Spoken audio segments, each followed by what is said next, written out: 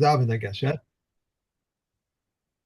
We should be on Yud. Hey, a predated prosbul is valid, but a post-dated one Actually, is no, invalid. we're on Chet. I know it's difficult to keep track, but I've been doing very well. I've got the yeah. We're gonna finish Shvius Chazara and start with Terumos.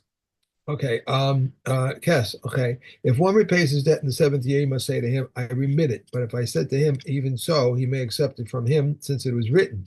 And this is the word of the release. Similarly, if a murderer went into exile to a city of refuge, and the people of the city wanted to render honor to him, he must say to him, I am a murderer. And they said, even so, he may accept, since it is written, and this is the word of the slayer.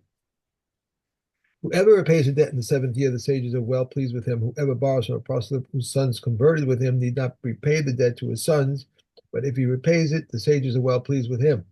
All movable property is acquired by drawing it, and whoever keeps his word, the sages are well pleased with him. Hadran Allah. Yes. Okay. Oh, we have to do the Kazora first. Okay. And one more Terumos. Yeah. Well, I have uh four, Dalid. Am I correct? No. Well, start with Aleph Aleph. That's the Chazara for today. Okay, do the Kazora first. Okay. Okay, Truma. Here we go. Okay, five may not separate truma, and if they separated, their truma is not truma. The deaf, mute, the imbecile, the minor, and he who separates from what is not his. If a non-Jew were separated from what belongs to a Jew, even if with permission, his truma is not truma. Okay, so now from here we're gonna dive into those five categories. Exactly who is included in those five who are completely incompetent to take truma. Cheresh, the first category we said the cheresh, the deaf mute, is cheresh. But what happens if the cheresh is medaber ve'eno shomea? So this is actually the case of most people that we call deaf nowadays, or hearing impaired, or whatever. If this is not the cherish who cannot take truma and maser, right? The im taram truma so truma. So it says he should not lechatchila take the truma because the commentary explains that it's because he needs to make a bracha on taking truma, and if he can, and not being able to hear his own bracha is not ideal. Although again, if a person is in that situation where he's, what's he going to do? He's deaf. Is he going to not make a bracha on his food, not daven Shemona Esrei? Of course he's going to. But it's just that your lechatchila is to have somebody who can make the bracha and hear it. Okay, cheresh shedibru bo chachamim b'chol makom. The general rule when you're talking stam about a cheresh is she'enosh lo shomea v'lo medaber. This is one who has no hearing and no facility of speech either. So the facility of speech is what makes us judge him and say, he's not he's not a full mental capacity. Is that a fact that most deaf people can speak but not hear? Is that you said that today? I think today most of our cases when you see people with especially those bone conduction Right, devices, right. right? Those are um, so that's so they don't hear. There's like there's no hearing happening there. But have you ever put on those bone conduction on the I haven't headphones? put one on. I know, and I see a lot of people with them though. I Yeah. see. So you can actually buy them on AliExpress. They're very useful if you put on these little things that hook over your ear. They don't go into your ear. They just hook over your ear, and you can play the music, and it vibrates your bone Really? to whatever music or podcast or whatever you're listening to, and you can literally hear it, even though it's not going in your ears at all. That's the bone conduction stuff. That's the technology that they use for those things. So you can actually have an experience of hearing without it actually going through your ears. That's interesting. Wow. Yeah. Wow. So many people I know, I mean, my age and older and younger, have hearing aids. My wife has hearing aids. Mm. It's amazing. I just keep so many people. But Hashem, I'm okay. Yeah. For now, anyway. All Yeah. right. So, Mishnah Gimel. Katan shelo hevi shtei saros. Okay, so the The minor. So we said cherish shotiv a katan. So we're dealing about the katan now. If he hasn't produced two pubic hairs, so this is what our definition is of a katan. Rabbi Yehuda Omer truma sa truma. He says, okay, lechatchila he wasn't supposed to take truma, but nonetheless he took truma. Now it's valid truma. Rabbi Yossi Omer im. He says you got to be a little more discerning about this. Im ad shelo ba'ala onas nedarim ein truma sa truma, umishibala onas nedarim truma sa truma. So take a look if this kid could would be held liable for a vow. Now, if you Mhm. recall, when we looked in, I think it probably was in Maseches Nedarim, Right, that we check a child if he's making Nedarim, if it's a year before his or her bat mitzvah, in other words, 11 or 12. Um, so right. we check the child and say, do you understand who you're making in the neder to? What's check, do you have a concept of Hashem and what the neder actually means? And once they've passed that test once, then from then on, you don't need to check them again. They are permanently in the Geder of Nadarim. So Rabbi Yossi says the same thing goes for the for taking truma. If he knows how to take a neder, then he knows how to take truma, and it's valid. Okay. So again, he would say if they're under 11 or 12, then you don't even ask them, and it wasn't valid. But if it's in that window, you check them and see if it's valid or not. Okay. Okay. Mishnah Daled. Ein tormin zaysim al hashemen. Now, what happens if you take truma? So when you're taking truma, you're taking a batch of produce and you're removing a certain small amount and calling that truma. Now, what happens if the batch is not uniform? For example, you've got some olives that were already pressed to oil. Now, what's your rule? Is you have to take truma from the finished product. So the Mm. olives are not the finished product, the oil is. So what you were meant to do is squeeze all the olives, get them into oil, and then take truma from the oil. Okay, what did this guy do? Okay, well the question is first of all, ein toimin zaysim ala shemen. You're not allowed to do this. You've squeezed some oil and now you want to take olives and call that trimmer for the oil. You're not allowed to do that. Lo anavim ala yain. Same thing goes for grapes and wine. Okay, the im tarmu. So now what happens if he actually did it? V'shamai omrim trumas atzman bahem. It says, well, okay, so we don't count it as truma for the oil, but as part of the batch of olives that sorry, their own truma portion is now considered within them. So Yeah. we'll, so what he'll say is that okay, this is truma. If you just had we treat it as if they were just olives alone, and we ignore the effect of the oil according to Beis Shammai. You say, okay, so he picked it up and said, this is truma. So Beis Shammai will say, well, that means that inside your handful of olives over here, there's a portion that's now actual truma, and now you've got a mixture. Now you've got a mixture of meduma, because there's a very small portion of truma that applies to this batch over here, and everything else is chulin, and now you've got to find some other olives somewhere else to take as truma to exempt to. Wait, hang on, no, it's actually got truma inside it, so you can't get rid of it. So he's going to have to sell this to the Kohen at uh, at a depressed price, because there's truma in there that he has to give to him for free, and the rest meduma, which he's going to sell to him at chulin price, but at depressed chulin price, because the Kohen's got the upper end of this bargaining position. But then the Kohen is going to have to say, well, I mean, it's not just chulin, it's tevel, the part that hasn't wait no, no, it's not tevel, because he's already taken the trim out of it, but nonetheless he's still got to take a maser rishon out of it and trumas maser as a separate thing, so it's still going to be a bother for the Kohen. Okay. We're only talking about olives that are specifically for oil, or grapes that are specifically for wine. If they're olives for eating or olives, grapes for Well, eating. that's our case that we're talking about over here. Is that Right. the is that his intention was that he picked up the olives over here and said, "This is trimmer for the for the oil over there."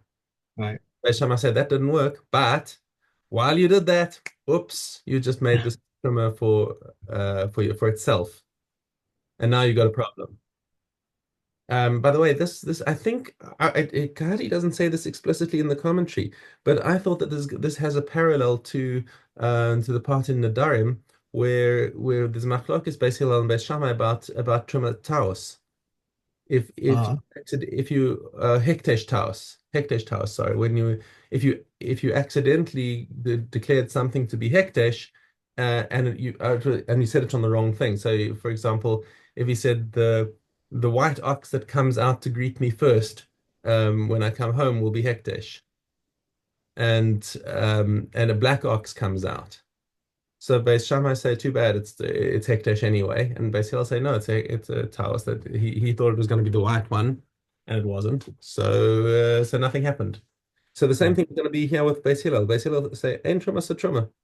There's no, it was a meaningless action. He affected no truma over here, and we're not going to end up giving it to the Kohen. Um, Kati explained on this. And Trumas and Truma. Why does Beis Hillel not do this? Because you're creating more of a bother on the coin, and he's got to be mitzapel with all of the Trumas Maser Right. and whatever else. So no, so it's just it just was a no op. Nothing happened, and he should go back and try again. Okay. Okay, All right. we're done. I think, are you having trouble with the internet? Because sometimes it stops. And Um, I don't hear you talk, but I do hear you a little bit. I don't know oh, if it's just okay. an internet or. No, I heard myself perfectly. Okay. We have Dalit in Shias. If one says to a laborer, "Here is a piece of," Wait. We're on Ches Zion. I've got Ches Zion. oh, come on, I had this all done. No, All right. look. I mean, we've had so many days out. It's easy to have missed a day. You basically one day off in your calculations there. One may not cook 70 vegetables in truma lest he cause it to become unfit. Reb Shimon permits, and the last one becomes liable to the seventh year, and the produce itself is forbidden. One may not buy slaves, land, or impure animals with 7 year proceeds, but if he did, he must eat it for its equivalent. And one may not bring burnt offerings of men or women who suffered a flux, or burnt offerings of women after childbirth brought with 7 year proceeds. And if the one did, he one must eat for its equivalent. One may not anoint vessels with 7 year oil, and if he did, he must eat it for its equivalent. If a hide has been smeared with 7 year oil, Reb Eliezer says it must be burned. But the comments say he must eat for its equivalent. And they said to him, they said before Rabbi Akiva, they said before Rabbi Akiva, Rabbi Eliezer used to say, a hide which has been smeared with 7 year oil must be burnt. And he said to them, be silent. I will not tell you what Eliezer said to them, said about this. Okay. All right. Kilayim. Kilayim Zayin Aleph. Here we go. If one sinks a vine into the ground, if there is not 3 handbreadths of soil above it, if he not brings seeds on it, even if he sunk it into a gourd, or up into a pipe. If he sunk it into a rock, then even if there is only 3 fingerbreadths of soil above it, it is permitted to bring seeds on it. The need of a vine is measured from the second root. If one depresses 3 vines and the roots are visible, Reb Sadek says that there are 4 to 8 cubits between them, they combine, and if not, they do not combine. A withered vine is forbidden but does not render forbidden. Reb Meir says cotton is also forbidden but does not render forbidden. Reb Elazar ben Sadek says in his name, also above the vine it is forbidden, yet it does not render forbidden. Gimel. The following forbid, but do not render forbidden. The remainder of a vineyard laid waste, the remainder of a machal of a vineyard, the remainder of a gap in an aris, and the remainder of trellis frames. But beneath a vine, tillage space of a vine, and the 4 cubits in a vineyard render forbidden. Okay. Yeah. Okay. Yeah, Okay. Dayan. And Gimel Dalid. Now,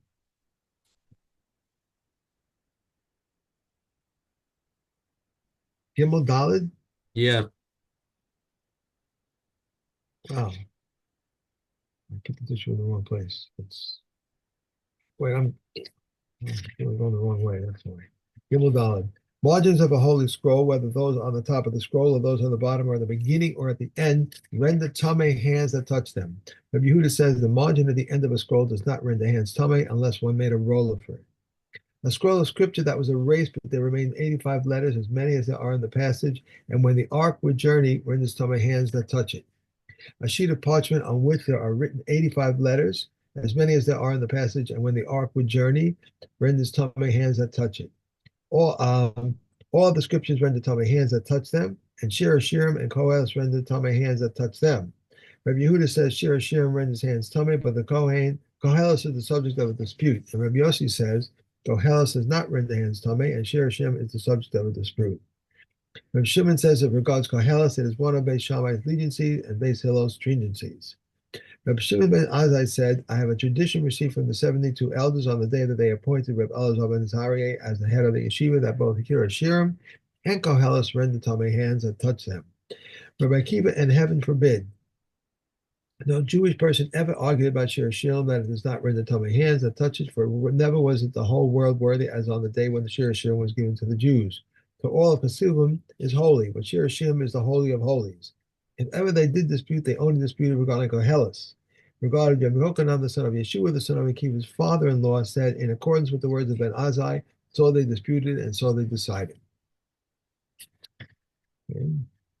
On the day that they were counted and then resolved, regarding a footbath that measures between 2 lugim and 9 kabim, they got cracked, that is susceptible to misbidrus. Rabbi Akiva says it is considered a footbath, as is its name. On the day they said all sacrificial All right, offerings that were that's it. We're done. that's it. That's it. Right. Yeah. Okay. Good. All Caleb. right. So first one, Ohalos Aleph Aleph. We just Olios. finished. Okay. We finished Kalim yesterday, actually. Olios. Ohalos Aleph Aleph. I thought it was Edios.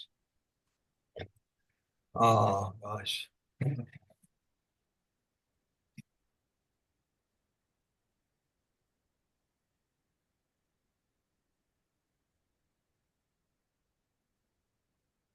Will be in white.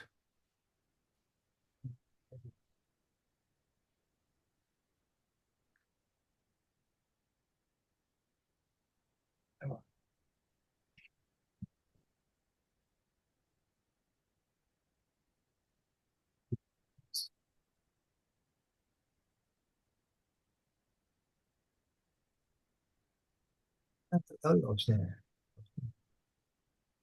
Okay, Aleph Aleph. Two can become tummy from a corpse. One becomes tummy for 7 days, and one becomes tummy that evening. Three can become tummy from a corpse. Two of them become tummy for 7 days, and one becomes tummy that evening. Four can become tummy with a corpse. Three of them become tummy for 7 days, and one becomes tummy until evening. How do two become tummy? A person who touches a corpse becomes tummy for 7 days, and a person who touches him becomes tummy until evening. How do three become tummy? Utensils that touch a corpse and the utensils that touch those utensils both become tummy for 7 days, and the third one to be touched, whether it is a person or a utensil, becomes tummy until evening. How do four become tummy? Utensils that touch a corpse and a person who touches utensils, and then other utensils which touch the person, all become tummy for 7 days. The fourth to be touched, whether it is a person or a utensil, becomes tummy until evening. And Rabbi Akiva said, I have a case where five become tummy. A pole surged into a tent. The tent, the pole, the person, and the person touching the pole, and the utensils touching the person, will all become tummy for 7 days. The fifth one to be touched, whether it is a person or utensil, becomes tummy until evening. And they said to him, the tent is not counted. Okay. Hey. Thought I was right on the mark. Okay. Caleb. No, we finished Caleb. Wait, no, yeah, we're on Adios. All right. No. Oh, I was right then about idioms. Okay, great. Okay. Adios Aleph base. Shammai says Kala is due from one Kav. Beis Hillel says from two Kavs. And the sages knew that say neither in accordance with the words of this one nor not in accordance with that weeds or words of that one.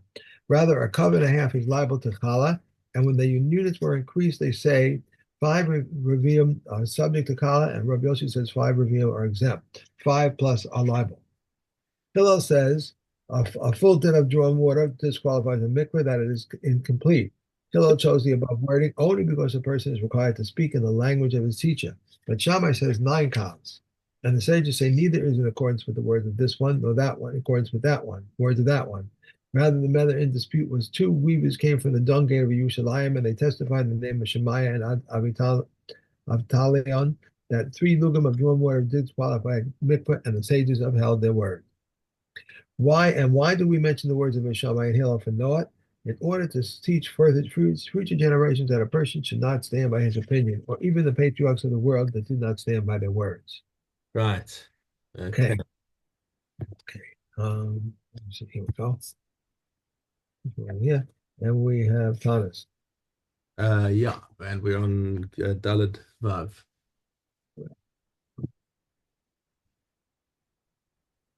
The wood festival of the Kohanim and the people were celebrated 9 times a year. On the first of Nisan, the family of the Arak and tribe of Judah did so. On the 20th of Tammuz, the family of David and the tribe of Judah did so. On the 5th of Ab, the family of Parosh, the tribe of Jehudah did so.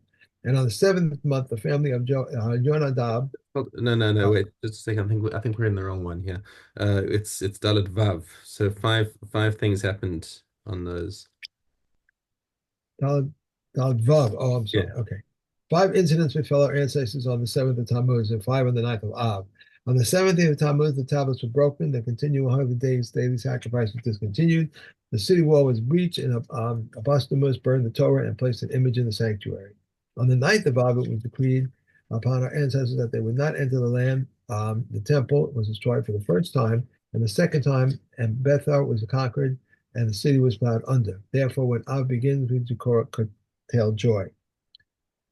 During the week of Tisha B'Av, it is forbidden to cut hair or launch clothes. However, on Thursday, it is permitted because of the honor due to Sabbath.